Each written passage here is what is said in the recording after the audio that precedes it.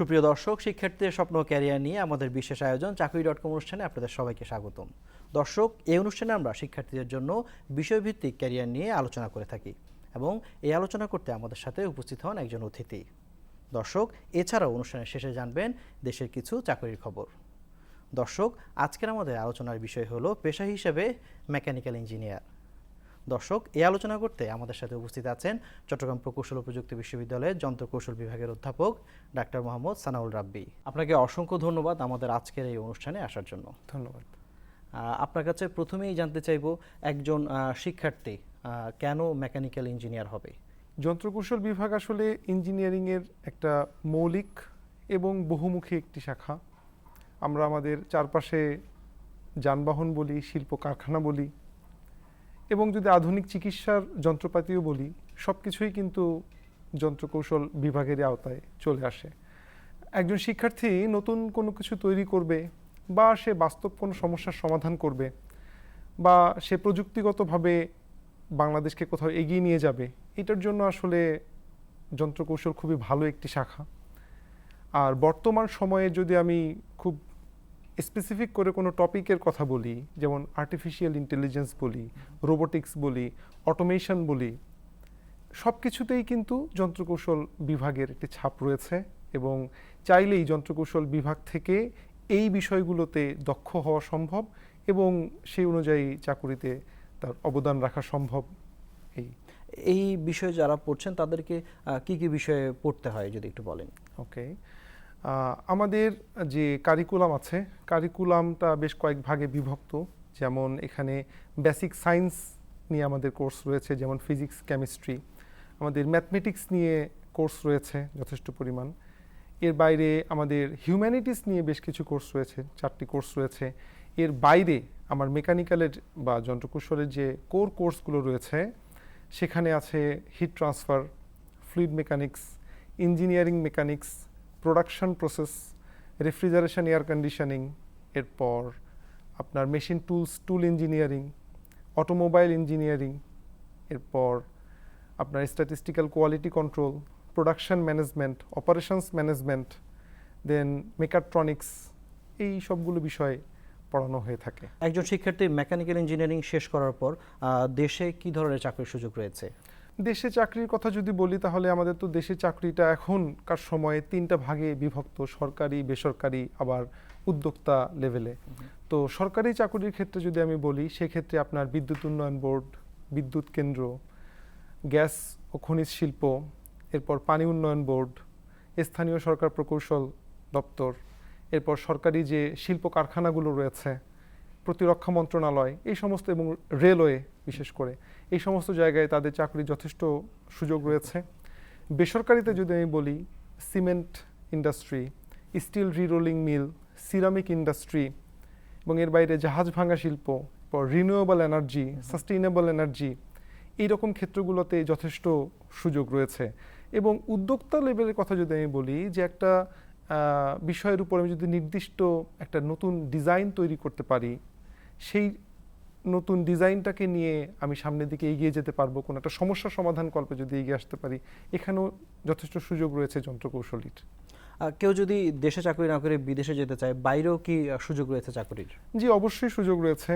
আমরা যদি উন্নত বিশ্ব বলি বা উন্নয়নশীল দেশ বলি, সেই জায়গাগুলোতে আমাদের এই শিপিং ইন্ডাস্ট্রি বা ওয়াটার ডেভেলপমেন্ট বোর্ড বা মেশিনারিজ, এরকম জায়গাগুলোতে, এবং মোস্ট ইম্পর্টেন্ট যদি রোবোটিক্সের কথা বলি, আর্টিফিশিয়াল ইন্টেলিজেন্সের কথা বলি, এরকম জায়গাগুলোতে যথেষ্ট পরিমাণ সুযোগ রয়েছে। দেশের বাইরে আমি মধ্যপ্রাচ্য, ইউএসএ, অস্ট্রেলিয়া, নর্থ আমেরিকা, এই Singapore, Malaysia, Japan, Korea, so যে কোনো মহাদেশেই যেখানে আপনার এই প্রযুক্তির ছোঁয়া লেগেছে, যেখানে শিল্প কারখানাগুলো রয়েছে, আমাদের মেকানিক্যাল ইঞ্জিনিয়ারিংয়ের টপিকগুলো এত ডাইভার্স, এত বেশি বহুমুখী, যে চাইলেই সুইচ করে সেখানে চলে যাওয়া যায় আর কি। তো অবশ্যই দেশের বাইরে যথেষ্ট সুযোগ রয়েছে চাকুরির। কেউ যদি যন্ত্র প্রকৌশল বা মেকানিক্যাল ইঞ্জিনিয়ারিং পড়তে চায়, তাহলে তাকে কিভাবে প্রস্তুতি নিতে হবে? যন্ত্রকৌশলের জন্য স্পেসিফিক কোনো প্রস্তুতি আমি বলবো না আসলে, কারণ ইঞ্জিনিয়ারিংয়ের হার্ট হচ্ছে আপনার বেসিক সায়েন্স এবং ম্যাথমেটিক্স। তাহলে এসএসসি এবং এইচএসসিতে যার মেধা ভালো আছে আমরা তাকে বলি যার ম্যাথমেটিক্সে জ্ঞান ভালো, বেসিক সায়েন্সে বিশেষ করে আপনার ফিজিক্সে যার দখল ভালো। তো এই বিষয়গুলো সম্পর্কে একটা সম্যক ধারণা থাকলে সে ইঞ্জিনিয়ারিংয়ের জন্য সুযোগ পায়। দেন সে যখন মেকানিক্যাল ইঞ্জিনিয়ারিংয়ে আসবে তার দৈনন্দিন দিন সে ওইভাবে কন্টিনিউ করবে। বিষয়টা হলো একজন শিক্ষার্থীকে কৌতূহলী হতে হবে। কোনো একটা বিষয়, একটা ঘটনা ঘটছে, কেন ঘটছে এই কৌতূহলটা তার মধ্যে থাকতে হবে। যদি কৌতূহল থাকে তাহলে সে সেটা খোঁজার চেষ্টা করবে এবং সেটা খুঁজতে গেলেই তার মধ্যে যে সত্তাটা রয়েছে, তার মধ্যে যে দক্ষতাটা রয়েছে, এটা আসলে সামনের দিকে চলে আসবে। এই জন্য আমার মনে হয় যে এসএসসি বা এইচএসসিতে সায়েন্স ব্যাকগ্রাউন্ড যাদের আছে তারাই তো ইঞ্জিনিয়ারিংয়ে পড়ার সুযোগ পাবে। তো বিশেষ করে আমি জোর দিতে বলবো ফিজিক্স এবং ম্যাথমেটিক্সে, কারণ ইঞ্জিনিয়ারিংয়ের হার্ট হচ্ছে এই দুটো আসলে। কেউ এই বিষয়ে অনার্স শেষ করার পরে তার উচ্চশিক্ষার কেমন সুযোগ রয়েছে দেশে এবং বিদেশে, দুই ক্ষেত্রে যদি একটু বলেন। দেশে তো প্রকৌশল বিশ্ববিদ্যালয়গুলোতে যথেষ্ট সুযোগ রয়েছে মাস্টার্স করার, পিএইচডি করার যথেষ্ট সুযোগ রয়েছে। এবার যদি বলি দেশের বাইরে, তাহলে দেশের বাইরে আমার ইউএসএ বলি, অস্ট্রেলিয়া বলি, জাপান বলি, কোরিয়া বলি, মালয়েশিয়া বলি, তো এই দেশগুলোতে যথেষ্ট পরিমাণে স্কলারশিপের সুযোগ রয়েছে। কারণ বর্তমান বিশ্ব যেদিকে যাচ্ছে, যে টপিকগুলোর উপরে যাচ্ছে, আবার ওই একই টপিক বলতে হচ্ছে, আর্টিফিশিয়াল ইন্টেলিজেন্স বলি, তারপরে আমার ডিজাইন বলি, নতুন যে টপিকগুলো আসছে এই টপিকগুলোর উপরে যথেষ্ট পরিমাণ স্কলারশিপ তারা অফার করছে। এবং স্কলারশিপ অফার করা মানেই হচ্ছে আমার দেশের গ্রাজুয়েট তাদের যথেষ্ট সুযোগ বাড়ছে সেই বিষয়গুলোতে উচ্চশিক্ষা গ্রহণ করার। এবং প্রতি বছর খুব বেশ ভালো সংখ্যক শিক্ষার্থী আমাদের গ্রাজুয়েশন শেষ করার পর কিন্তু দেশের বাইরে পাড়ি জমাচ্ছেন উচ্চশিক্ষা নেওয়ার জন্য। এক্ষেত্রে একটু বলছিলেন যে স্কলারশিপের সুযোগ রয়েছে, যদি একটু এই উচ্চশিক্ষার জন্য যে স্কলারশিপের যদি একটু বিস্তারিত যদি আমাদের একটু বলেন কেমন সুযোগ রয়েছে। সারা বিশ্বে যে খুব জনপ্রিয় যে স্কলারশিপগুলো রয়েছে, যেমন এটা দেশ ভিত্তিক আছে। জাপানের ক্ষেত্রে যদি বলি মেক্সড স্কলারশিপ রয়েছে, এরপরে ইরাসমাস মুন্ডাস রয়েছে ইউরোপের ক্ষেত্রে, ইউরোপিয়ান বা আপনার কমনওয়েলথ স্কলারশিপ রয়েছে, জার্মানিতে ড্যাড স্কলারশিপ রয়েছে। এর বাইরেও আরও বেশ কিছু স্কলারশিপ রয়েছে যেগুলো অফার করা হয়। আর এর বাইরে উন্নত বিশ্বে ইঞ্জিনিয়ারিংটা যেহেতু একটা প্র্যাকটিক্যাল ফিল্ডের সাথে কোরিলেটেড, অনেক ইউনিভার্সিটি ইন্ডাস্ট্রির সাথে কোলাবোরেটিভ রিসার্চ করে। তো সেই কোলাবোরেটিভ রিসার্চে কিন্তু ইন্ডাস্ট্রিগুলো যথেষ্ট পরিমাণ ফান্ডিং দেয়। তো প্রফেসরদের কাছে এই পরিমাণ ফান্ড থাকে, এখান থেকে যখন অ্যাপ্লিকেশন করা হয় তখন তারা সেই অনুযায়ী যাচাই বাছাই করে একজন গ্রাজুয়েটকে তারা অ্যালাউ করে। সো সেক্ষেত্রে আসলে দেশের বাইরে স্কলারশিপ নিয়ে পড়তে যাওয়ার যথেষ্ট পরিমাণ সুযোগ রয়েছে একজন যন্ত্রকৌশলীর। একজন শিক্ষার্থী যদি উচ্চশিক্ষার জন্য স্কলারশিপ নিতে যায় দেশে অথবা বিদেশে, যে কোনোভাবেই যদি চায় দেশে পড়াশোনা করবে অথবা বিদেশে পড়াশোনা করবে, সেক্ষেত্রে তার প্রস্তুতিটি কিভাবে নেবে যদি একটু বলেন। সময়ের সাথে সাথে এই প্রস্তুতির ধারাটা একটু পরিবর্তন হয়েছে। এখন যারা দেশের বাইরে যে প্রফেসররা রয়েছেন, যারা স্কলারশিপ যারা গ্র্যান্ট দিবেন, তারা দেখতে চায় যে একজন শিক্ষার্থীর মধ্যে কি কি কোয়ালিটি রয়েছে। আসলে একাডেমিক রেজাল্ট এটা হচ্ছে একদম বেসিক, তার একাডেমিক রেজাল্ট থাকতেই হবে। এটা যত ভালো হবে ততগুলো উইন্ডো ওপেন হবে আপনার। এর পাশাপাশি একজন শিক্ষার্থীর কম্পিউটেশনাল যে অ্যাক্টিভিটিস কত ভালো, তার রিসার্চ ক্যাপাবিলিটি কত ভালো, সে একটা ডিজাইন সফটওয়্যার কত ভালো জানে বা বুঝে, বা সে কম্পিউটার সিমুলেশনে সে দক্ষ কিনা, এই একজন দক্ষ গ্রাজুয়েট কিন্তু খোঁজে যে পড়াশোনার পাশাপাশি এই বিষয়গুলো যদি আমার দক্ষতা তৈরি হয় তাহলে খুব সুন্দরভাবে সে দেশের বাইরে পড়াশোনা করতে যেতে পারে। এখন আপনি যেটা শুরুতে বলেছেন যে প্রস্তুতির যে বিষয়টা, তো প্রস্তুতি শুরুতে মনোযোগ রাখতে হবে। আন্ডার গ্রেডে আমি যখন ঢুকছি স্নাতক পর্যায়ে, আমার বেসিক পড়াশোনাটা কি, সেটা যত সামনের দিকে এগিয়ে যাবে, থার্ড ইয়ারে উঠবে, ফোর্থ ইয়ারে উঠবে, যত সামনের দিকে এগিয়ে যাবে তত সে আস্তে আস্তে নিজেকে স্কিলড করবে। যেহেতু এখন এই বিশ্বায়নের যুগে স্কিলড পার্সোনেলের কোনো বিকল্প নাই আসলে। সো সে নিজেকে যখন স্কিলড করবে এবং সে চোখ কান খোলা রাখবে কোন স্কলারশিপগুলো কখন ওপেন হচ্ছে, কখন ক্লোজ হচ্ছে, কোন প্রফেসর কোন বিষয় নিয়ে পড়াশোনা করছে। আমরা ইঞ্জিনিয়ারিং করলেও কিন্তু ইঞ্জিনিয়ারিং অনেকগুলো ফিল্ড থাকলেও আমার ভালো লাগার ফিল্ড দেখা যাচ্ছে একটা বা দুটো। এই একটা দুটো ফিল্ড নিয়ে, এই একটা দুটো ফিল্ডের উপর বিশ্বে কোন দেশে কোন প্রফেসর কাজ করছে, এখন সার্চ করলেই সব ইনফরমেশন যেহেতু চলে আসে, আমি তাকে একটা ইমেল করলে সে যদি দেখে যে ইন্টারেস্টটা ভালো, তো সে কিন্তু আমাকে পিক করতে পারে। সো আমার মনে হয় যে একাডেমিক পড়াশোনার পাশাপাশি সে যদি স্কিলড হয়, তার গবেষণায়, অন্যান্য কম্পিউটারে তার যে অন্যান্য স্কিলগুলো আছে, এইটা যদি সে নিজেকে উন্নত করতে পারে, নিজেকে যদি সে ডেভেলপ করতে পারে, তাহলে তার এই স্কলারশিপ পাওয়াটা অনেক বেশি সুযোগ তৈরি হয়ে যায়। যদি কেউ এই বিষয়ে পড়াশোনা করে বিদেশে চাকরি করতে চায়, সেক্ষেত্রে কেমন সুযোগ রয়েছে? বিদেশে চাকরির ক্ষেত্রে সরাসরি চাকরি নিয়ে যাওয়ার ক্ষেত্রে একটু মনে হয় ডিফিকাল্টিস আছে। সেক্ষেত্রে যখন আমরা যদি হায়ার স্টাডিজের জন্য যাই, হায়ার স্টাডিজ শেষ করা মাত্রই আমি ততদিনে ওই দেশের কি রিকোয়ারমেন্ট, তারা একজন স্নাতকোত্তর ডিগ্রিধারীর কাছ থেকে কি চায়, এইটাও জেনে গেলাম, এবং তখন সেখানে কিন্তু চাকরির যথেষ্ট অপরচুনিটি ক্রিয়েট হয় আসলে। বাট ডিরেক্ট জব নিয়ে যাওয়াটা, এটা এখন পর্যন্ত একটু আমার কাছে কঠিনই মনে হয়, যদি আমি সেই লেভেলে জবে যেতে চাই আর কি। আমি সেই রকম পজিশন যদি যেতে চাই, হায়ার পজিশনে যেতে চাই, আমাকে অবশ্যই হায়ার স্টাডিটা কমপ্লিট করতে হবে। তাহলে যে দেশে আমি হায়ার স্টাডি কমপ্লিট করব, সেখানে আমার কিন্তু যথেষ্ট অপরচুনিটি তৈরি হয়ে যাবে চাকরিতে ঢোকার। দেশের বাইরে বর্তমানে যারা চাকরি করছেন এই বিষয়ে পড়াশোনা করে, কয়েকটি উদাহরণ যদি আমাদের শিক্ষার্থীদের জন্য যদি একটু বলতেন। দেশের বাইরে যেমন বোয়িং ইন্ডাস্ট্রিতে জব আমাদের গ্রাজুয়েটরা করছে, আমাদের স্টিল মিলের যে জবগুলো, সেখানে আমাদের যথেষ্ট দক্ষতার ছাপ রাখছে তারা। এরপরে ডেভেলপমেন্ট প্ল্যান যেগুলোতে আছে, এরকম জায়গাগুলোতে যথেষ্ট সুযোগ রয়েছে, এবং গ্রাজুয়েটরা সেখানে খুব দক্ষতার সাথেই কাজ করছে আর কি।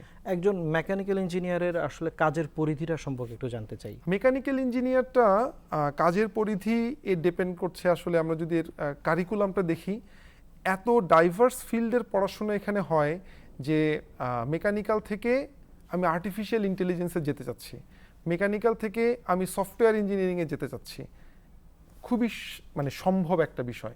তাহলে আমি একদম মানে বেসিক যে টপিকগুলো আছে, এই টপিকে তো অবশ্যই সুযোগ রয়েছেই, এর বাইরে আরও যে ফিল্ডগুলো রয়েছে সেখানেও তার পদচারণার সুযোগ রয়েছে আসলে।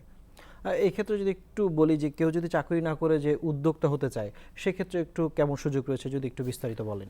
উদ্যোক্তার ক্ষেত্রে আমাদের যদি সাপোজ একটা প্রোডাক্ট আমি তৈরি করব, একটা প্রোডাক্টের একদম শুরু প্ল্যানিং থেকে প্রোডাকশন পর্যন্তই পুরোটাই কিন্তু মেকানিক্যাল ইঞ্জিনিয়ারিংয়ের একদম মানে আয়ত্তের মধ্যেই বলা যায় আর কি। আমি প্ল্যানিং করছি সলিড ওয়ার্কস দিয়ে, প্ল্যানিং করছি অটোক্যাড দিয়ে, আমি বাস্তবে প্রোডাক্টটা তৈরি করছি 3D প্রিন্টিং মেশিন দিয়ে, ঠিক আছে। তারপরে আমার ডিজাইন করছি অটোমেশনের, আমি অটোমেটিক কোনো কিছু তৈরি করছি। এই যে আমি যদি এমপ্লয়মেন্টের কথা বলি, তার যথেষ্ট সুযোগ রয়েছে, কারণ সে ওই বিষয়গুলোতে দক্ষ হয়ে উঠছে। আমাদের কারিকুলামটাই এমনভাবে ডিজাইন করা যেখানে সফটওয়্যারও থাকবে, প্রোগ্রামিংও থাকবে, এবং মোস্ট ইম্পর্টেন্ট একটা প্রজেক্ট ম্যানেজমেন্টটাও থাকবে, যে একটা প্রজেক্টকে সামনের দিকে নিয়ে যাওয়ার জন্য এর যে বিষয়গুলো সম্পর্কে মানে প্ল্যান থেকে মার্কেটে নিয়ে যাওয়ার জন্য যে পরিমাণ দক্ষতা প্রয়োজন, একজন যন্ত্রকৌশলীর কিন্তু তার এই দক্ষতাটা হয়ে যায় এই 4 বছর ইঞ্জিনিয়ারিংয়ের পড়ার মাধ্যমে আর কি। এক্ষেত্রে একটু একটা মানে আলোচ্য বিষয় হচ্ছে একজন সফল মেকানিক্যাল ইঞ্জিনিয়ার হতে হলে কি করণীয় যদি একটু বলেন। আমি তখনই সফল বলবো যে আমার যে ড্রিমটা আছে, আমার যে গোলটা আছে, সেটা যদি আমি ফুলফিল করতে পারি, আমি তাকে সফল বলতে চাই আর কি। তো সেক্ষেত্রে এই যে আমি শুরুতে বলেছি যে কৌতূহলী যে মনটা আছে আর কি, এই কৌতূহলটা থেকে যেতে হবে আর কি।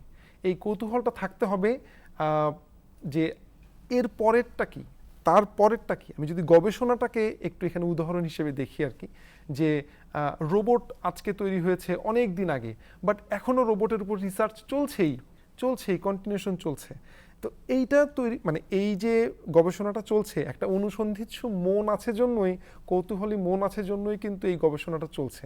তাহলে যন্ত্রকৌশলী হিসেবে যখন আমি ভালো কিছু করতে চাইবো, আমার এই কৌতূহলটা ধরে রাখতে হবে যে এর পরের স্টেজটা কি হতে পারে, তার পরের স্টেপটা কি হতে পারে। আমি সফল হই বা না হই, বাট এই যদি ধরে রাখতে পারি তাহলে আমি নতুন কিছু সম্পর্কে জানবো এবং তখনই আমার এই অ্যাপ্লিকেশনটাতে আমার আগ্রহ তৈরি হবে এবং আমি পরের ধাপে পৌঁছে যাব আর কি। প্রতিদিন নতুন নতুন আবিষ্কার হচ্ছে, নতুন নতুন প্রযুক্তি আসছে। এই ক্ষেত্রে আসলে মেকানিক্যাল ইঞ্জিনিয়ারদের যদি বলি পুরো বৈশ্বিক পরিস্থিতিতে আসলে কেমন প্রভাব রয়েছে অথবা ভবিষ্যতে কেমন প্রভাব থাকবে? একটা সময় ছিল, আপনি জেনে থাকবেন, যে যে কোনো একটা বিষয়ের উপর কেউ পড়াশোনা করলে ওই বিষয়টাই ওই ব্যক্তিকে চাকরিতে খুব ভালো একটা জায়গায় নিয়ে যেত। বাট এখন কিন্তু শুধু বিষয় তাকে কোথাও নিয়ে যেতে পারছে না, তাকে ব্যক্তিগতভাবে স্কিলড হতে হবে। তাহলে আমি যত সামনের দিকে এগোবো, খুব র্যাপিডলি চেঞ্জ হচ্ছে আমাদের গ্লোবালাইজেশনের যে যুগ, সব কিছুই খুব র্যাপিডলি চেঞ্জ হচ্ছে। তো লাইফ লং লার্নিং একটা বিষয় আছে, যে সব সময় শিখতে চাওয়ার একটা প্রবণতা, কৌতূহলী মনের পাশাপাশি শিখতে চাওয়ার একটা প্রবণতা যদি আমার মধ্যে থেকে যায়, যদি থাকে যে আমি এটাও শিখবো, তার পরের দিন যেটা আসবে সেটাও আমি রপ্ত করার চেষ্টা করব, এইটা কিন্তু খুব বড় একটা বিষয় আমার কাছে মনে হয়, যে তাকে সামনের দিকে যাওয়ার জন্য প্রয়োজন হবে আর কি। এই পেশায় আসলে কি কি সুবিধা রয়েছে যদি একটু বলেন? ইঞ্জিনিয়ারদের অন্যান্য ইঞ্জিনিয়ারিং ফিল্ডে যেমন সুবিধা রয়েছে, যন্ত্রকৌশলীর ক্ষেত্রেও ঠিক একই রকম রয়েছে। বাট ওই ডাইভার্স ফিল্ড যেটা বললাম, যে সুইচ করা, যে আমি বিমানেও কাজ করছি, আমি প্রতিরক্ষাতেও কাজ করছি, আমি রেডিমেড গার্মেন্টসেও কাজ করছি, আমি ফার্মাসিউটিক্যালসেও কাজ করছি, মেশিনারিজ যেখানে আছে সেখানেই যন্ত্রকৌশলী আছে, সেটা অটোমোবাইল ইন্ডাস্ট্রি হোক, সেটা রেডিমেড গার্মেন্টস হোক। তাহলে অপরচুনিটি যত বেশি, উইন্ডো যত বেশি, আমার কাজের ক্ষেত্রটাও তত বেশি। আমি এই জন্য এটাকে সবচেয়ে খুব অপরচুনিটি হিসেবে দেখতে চাই, যে যত বেশি উইন্ডো খোলা থাকবে আমার সেখানে যাওয়ার ক্ষেত্রটাও তত বেশি হবে। নিজেকে যত দক্ষ করতে পারবো তত আমি সেই দিকে মুভ করতে পারবো এবং নিজেকে আরো ভালো জায়গায় নিয়ে যেতে পারবো আর কি। আপনার শিক্ষা জীবন সম্পর্কে জানতে চাইবো, কিভাবে আপনি আসলে এই মেকানিক্যাল ইঞ্জিনিয়ারিং এই আগ্রহ জন্মালো আপনার মধ্যে দিয়ে, এবং কিভাবে এই পেশায় আসলে আগ্রহ তৈরি হলো যে মনে হলো যে মেকানিক্যাল ইঞ্জিনিয়ার হবে, এই যদি একটু বলেন। আমরা যে সময়টাতে আসলে পড়াশোনা করেছি, সেই সময়টাতে আসলে স্পেসিফিক কোনো ইঞ্জিনিয়ার হব ওইটা টার্গেট করে আসলে আমরা আসিনি। একটা স্বপ্ন ছিল যে ইঞ্জিনিয়ার হব। এরপরে যখন পড়াশোনা শুরু করলাম, তো মেকানিক্যালটাকে আমার যখন পড়াশোনা শুরু করেছি, ভালো লাগার একটা অন্যতম কারণ ছিল যে মেশিনারিজ বিষয়গুলোর যেহেতু একটা ওয়াইড স্প্রেড অ্যাকসেপ্টেবিলিটি আছে, সো আমি চাইলেই কোনো একটা কাজ করতে পারবো।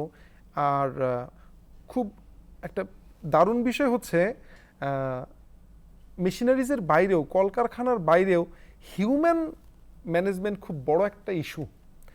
মেকানিক্যাল ইঞ্জিনিয়ারিংয়েই এই হিউম্যান ম্যানেজমেন্টের উপরে বেশ ভালো কিছু কন্টেন্ট রয়েছে, যে আপনি কারোর সাথে কমিউনিকেট করবেন কোন ওয়েতে, আপনি ইন্ডাস্ট্রিতে চাকরি করছেন, আপনি বিভিন্ন জায়গায় যাচ্ছেন, কার সাথে কথা বলবেন। তো যন্ত্রকৌশলী হিসেবে যখন আমি এই বিষয়গুলো সম্পর্কে আস্তে আস্তে জানলাম, তখন আমার মধ্যে আরও ভালো লাগা তৈরি হলো এবং সেই অনুযায়ী সামনের দিকে নিজেকে পরিচালিত করলাম আর কি। সাধারণ শিক্ষার্থীদের জন্য আসলে আপনার কি পরামর্শ থাকবে? একাডেমিক যে স্টাডি রয়েছে, একাডেমিক স্টাডির বাইরেও কিন্তু আমাদেরকে এখন অনেক মানবিক হতে হবে, যেটা আমি ক্লাসরুমে আমার শিক্ষার্থীদেরকে প্রায় বলে থাকি, যে মানবিক হতে হবে। মানবিক হতে গেলে যেটা প্রয়োজন, সেটা হচ্ছে আমার ম্যানেজারিয়াল অ্যাক্টিভিটিস, হিউম্যান কমিউনিকেশন, এই বিষয়গুলো আমার মধ্যে থাকতে হবে। একাডেমিক রেজাল্ট তো আমার সাথে যাচ্ছেই, একাডেমিক যে কারিকুলাম সেটা আমি ফুলফিল করছি। তো সাধারণ শিক্ষার্থী হিসেবে, একজন গ্রাজুয়েট হিসেবে যদি আমি নেক্সট লেভেলে যেতে চাই, আমাকে অবশ্যই মানবিক হতে হবে এবং স্কিলড হতে হবে। আমাকে মানবিক প্রকৌশলী হতে হবে। আমি একটা প্রকৌশলীর কাজ করছি যেটা আমার হিউম্যান অ্যাক্টিভিটিসের বা হিউম্যানের এগেইনস্টে যাচ্ছে, এই ইঞ্জিনিয়ারিং তো আসলে আমাকে কোনো কাজে দিবে না। তাহলে মানবিক প্রকৌশলী হতে হবে। এই মানবিক অ্যাক্টিভিটিসগুলো তখনই আসে, একজনের মধ্যে ডেভেলপড হয়, যখন সেই স্টুডেন্ট লাইফে বিভিন্ন অর্গানাইজেশনের সাথে তার অ্যাক্টিভিটিস থাকে। ডিপার্টমেন্ট থেকে হতে পারে, বিশ্ববিদ্যালয় থেকে হতে পারে। যে অ্যাক্টিভিটিসগুলো আছে, এই যে ম্যানেজারিয়াল অ্যাক্টিভিটিসগুলো, এগুলো কিন্তু একজন শিক্ষার্থীকে অনেক উপরের দিকে নিয়ে যায়। এবং খুব ইন্টারেস্টিং একটা কথা শেয়ার করি, দেশের বাইরে যখন আমার স্টুডেন্টদেরকে আমি রিকমেন্ডেশন দিই, এই রিকমেন্ডেশনে কিন্তু একাডেমিক জিনিস থাকে 2-3টা, মানে একাডেমিক তার রেজাল্ট কেমন, আমি কত পার্সেন্টেজ স্টুডেন্টের মধ্যে তাকে রাখছি। এর বাইরে থাকে কমিউনিকেশন, তার রাইটিংয়ে সে কেমন, স্পিকিংয়ে সে কেমন। এর পরে থাকে তার লিডারশিপ কোয়ালিটি কেমন, সে গ্রুপ অ্যাক্টিভিটিসে পারফর্ম করতে পারে কিনা, তার মধ্যে মোটিভেশন আছে কিনা, তার মধ্যে কোনো একটা ইভেন্ট ইনিশিয়েট করার প্রবণতা রয়েছে কিনা। এই বিষয়গুলো কিন্তু একজন শিক্ষার্থী ক্যাম্পাসে যখন তার লাইফটা লিড করতে থাকে, বিভিন্ন সংগঠনের সাথে যখন সে থাকে, তখন কিন্তু এগুলো সে আস্তে আস্তে আত্মস্থ করে। এগুলো কিন্তু পাঠ্যপুস্তক থেকে আসলে শেখার কোনো সুযোগ নাই। তাহলে 4 বছর যেহেতু আমার এখানে স্নাতক পর্যায়ের পড়াশোনা, একজন শিক্ষার্থীকে প্রকৃত প্রকৌশলী যদি সে হতে চায়, তার একাডেমিক কারিকুলামের পাশাপাশি অবশ্যই এই বিষয়গুলোতে একটু দক্ষতা অর্জন করতে হবে। এটা তার চাকরি জীবনেও কাজে দিবে, দেশের বাইরে পড়াশোনা করতে গেলেও কাজে দিবে, সব জায়গায় এটা খুব একটা মানে ফলপ্রসূ ফলাফল নিয়ে আসবে বলে আমার ধারণা। অনেকেই তো এখন বিজ্ঞানী বা গবেষক হতে চায়, জি। সেক্ষেত্রে আসলে দেশে এবং বিদেশে কি ধরনের গবেষণার সুযোগ রয়েছে, এটি যদি একটু বিস্তারিত আচ্ছা। বলেন। গবেষণার বিষয়টা এটা একটা নেভার এন্ডিং একটা প্রসেস। গবেষণা দেশের ভেতরে আমরা যারা আছি, দেশে গবেষণার স্কোপটা তুলনামূলক একটু লিমিটেড থাকলেও দেশের বাইরে এর প্রচুর স্প্রেড আউট আছে, যথেষ্ট সুযোগ রয়েছে আসলে গবেষণা করার জন্য। মূল যেটা প্রয়োজন সেটা হচ্ছে লেগে থাকতে হবে, আমার ডেডিকেশনটা থাকতে হবে, এবং মানে ছেড়ে দেওয়া যাবে না যে আজকে ফলাফল আসলো না আমি গিভ আপ করলাম না। এর পরের দিন দেখতে হবে, তার পরের দিন তাকে দেখতে হবে, চেষ্টা করে যেতে হবে যে এইটা নেক্সট লেভেলটাতে যাওয়া যায় কিনা। তো গবেষণার জন্য বাংলাদেশের যে আমাদের ইনফ্রাস্ট্রাকচার, আমার যে ফ্যাসিলিটিস, এইটা খুব যে খারাপ সেটাও আমি বলবো না, খুব ডেফিনেটলি আমার ডেভেলপড কান্ট্রির মতো হবে না, খুবই স্বাভাবিক। কিন্তু এখান থেকে যদি আমি আস্তে আস্তে শুরু করতে পারি, আমি 4 বছরের পড়াশোনার মধ্যে যদি একটা গবেষণা প্রকল্পে থাকতে পারি, একটা ছোট জিনিস আমি তৈরি করলাম, বা একটা গবেষণাপত্রে আমার নামটা তুলে ধরলাম, এটা কিন্তু আমার যে মনটা আছে, আমার যে শিখতে চাওয়ার প্রবণতাটা আছে, এইটা কিন্তু দেশের বাইরে গিয়ে আরও অনেক বিস্তৃতি লাভ করার সুযোগ রয়েছে আর কি। অসংখ্য ধন্যবাদ আজকে আমাদের আয়োজনে আসার জন্য। সুপ্রিয় দর্শক, এই ছিল আমাদের আজকের আয়োজন। দর্শক, এবার জানবো দেশে কিছু চাকরির খবর।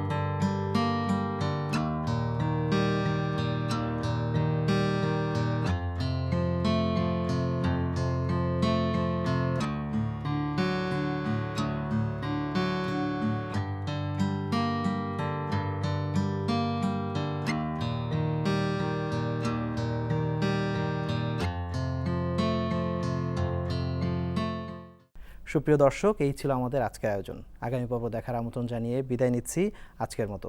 ভালো থাকুন, সুস্থ থাকুন।